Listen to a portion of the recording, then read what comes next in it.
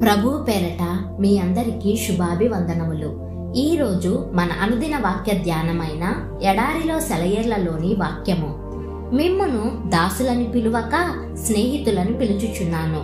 యోహాను సువార్త 15వ అధ్యాయము 15వ వచనము. కొంతకాలం క్రిందట జర్మనీకి చెందిన ఒక ప్రొఫెసర్ గారు ఉండేవారు. ఆయన జీవితం ఆయన విద్యార్థులకి చాలా ఆశ్చర్యం కలిగించేది. కొందరు ఆ జీవిత రహస్యం ఏమిటో తెలుసుకోవాలని నిశ్చయించుకున్నారు.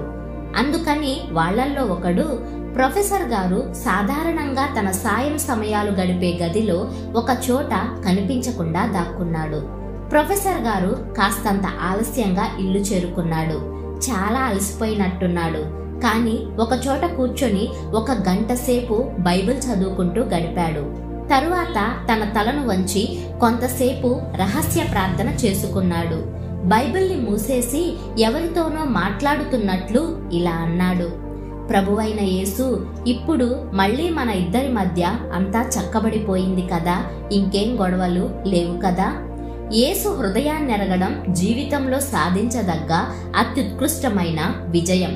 ప్రతి క్రైస్తవుడు ఎంత కష్టమైనప్పటికీ తనకి క్రీస్తుకు మధ్య వివాదాలేం లేకుండా చూసుకోవాలి.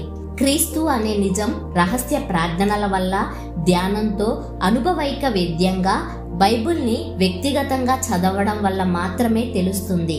ఆయన సన్నిధిలో విడవకుండా గడిపే వాళ్ళకి క్రీస్తు వ్యక్తిగతంగా పరిచయం అవుతాడు. మాట్లాడు, వింటాడు, ఆత్మ కలుస్తుంది, ఆత్మలో చేరుతాడు నీకాయన ఊపిరి కంటే చేరువగా.